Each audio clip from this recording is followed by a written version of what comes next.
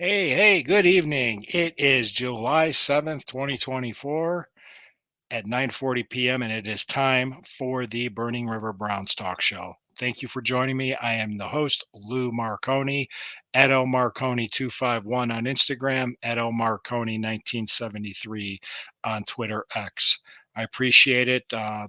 Burning River Browns Talk is a part of the Fanatical Elves Network, which is a subsidiary of the Fans First Sports Network. I appreciate it. Thank you for joining. Please like, comment, share, subscribe, hit the notification bell. A lot of great people providing a lot of great Browns content. So we're about tomorrow will be 2 weeks away from rookies reporting to training camp. So it's coming up quick. There's things to talk about, and there's some things that seems like it's ad nauseum. So I was taking the approach recently of going over history with the Cleveland Browns. I talked about why I don't think Art Modell should come in the Hall of Fame. I talked about Marty Schottenheimer, the coach of the 80s. And I just recently published an article regarding Clay Matthews, the great linebacker for the Cleveland Browns, number 57. And he is yet to be enshrined in the Hall of Fame in Canton, and I think it's an absolute travesty that he isn't yet. I think it's only a matter of time before he will be, and be well deserved. But that's what I want to talk about. There's a lot of history with the team that a lot of younger fans aren't familiar with. So I think that's something I can bring out as content for people to understand and share and learn about. So before we go any further and we go into it, I do need to pause for a break from our sponsors right now. Okay, I'm back. Thank you for joining me. I appreciate it. Thank you very much. Much obliged. Appreciate it. Appreciate it. Thanks for staying. Okay, well, let's talk about Clay Matthews. Um, I have my stat sheet here in front of me about him. He was drafted with the 12th overall pick in the first round in the 1978 NFL draft by the Cleveland Browns. He is Clay Matthews Jr. His son, Clay Matthews III, played for the Green Bay Packers the last time they won the Super Bowl. And I believe he finished his career with the Los Angeles Rams because the 2019 game, if I'm not mistaken, was the Rams and Cleveland playing the Browns on a Sunday night. And Clay Matthews was inducted as a legend, which absolutely was great. So his son could be in attendance for his father. His father, Clay Matthews Jr.'s father, played in the NFL in the 1950s. His brother was drafted by the Houston Oilers in 1983 and went on to a Hall of Fame career himself, Bruce Matthews. But he was out of the University of Southern California. He was a former USC Trojan before the Browns drafted him. But in 78, the Cleveland Browns, I said this, they didn't just draft a linebacker, they drafted a legend. He played for the Browns from 1978 to 1993, and then he finished his career from 93 to 96 with the Atlanta Falcons. So he played in 19 consecutive NFL seasons. He played in 278 NFL games and started 248 of them. His career recorded like about 1,600 tackles, almost 70 sacks, 36 interceptions, and he had 4 Pro Bowls. The longevity and production alone should put him in the Hall of Fame. I mean, he has better statistics than Junior Seau, who's already in. And you could say our Junior Seau belongs in the Hall of Fame, sure, but so does Clay Matthews. And I think it's ridiculous that he's not in, and I don't know why he's not in. I'd like to hear more about it. Maybe if those '80s Browns teams would have won a Super Bowl, it would have been could have done it. So that's really kind of giving you the idea. His most famous moment was the 1989 AFC divisional playoff game where the Buffalo Bills were in Cleveland, and we the Bills were, I mean, the Bills really, that's when they started doing that hurry up offense that Jim Kelly perfected in the early 90s. And they were just boom, boom, boom, boom, boom.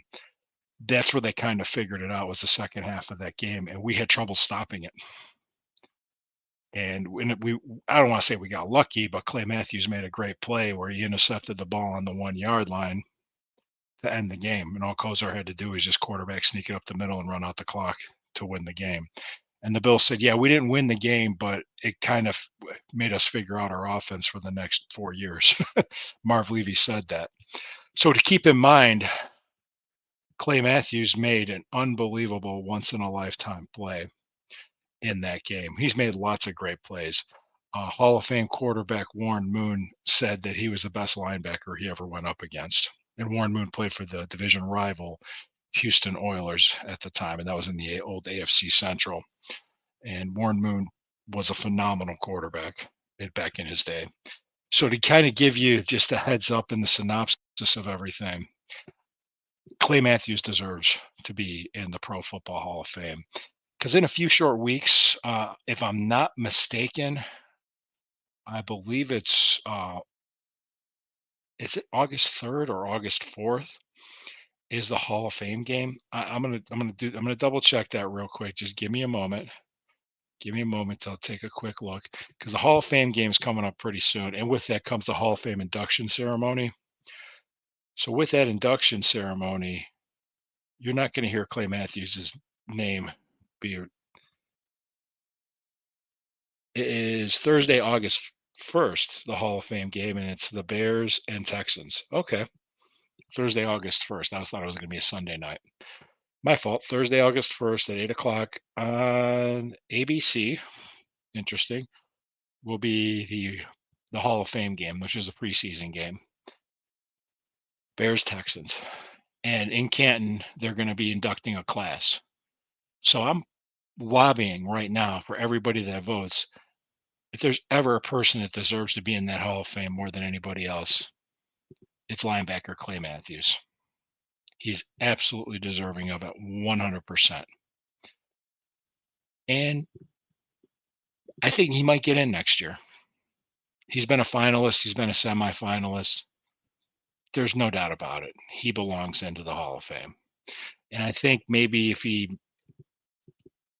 maybe played for a different team, it might have been a different story. Cleveland Browns, sometimes I'll say this publicly, that sometimes they don't get the respect they deserve. Maybe because we have to go out and we have to earn it.